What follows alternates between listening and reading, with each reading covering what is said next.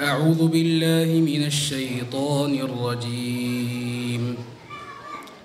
والله يدعو إلى دار السلام ويهدي من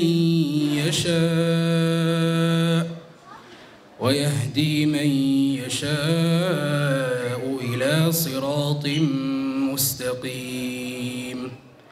للذين أحسنوا الحسنى وزيادة ولا يرهق وجوههم قتر ولا ذلة أولئك أصحاب الجنة هم فيها خالدون.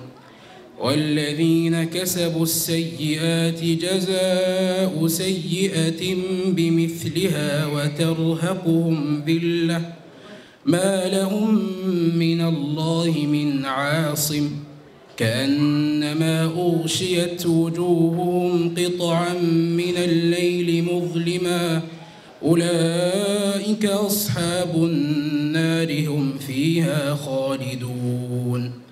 ويوم نحشرهم جميعا ثم نقول للذين أشركوا مكانكم أنتم وشركاؤكم فزيلنا بينهم وقال شركاؤهم ما كنتم إيانا تعبدون فكفى بالله شهيدا بيننا وبينكم إن كنا عن عبادتكم لغافلين.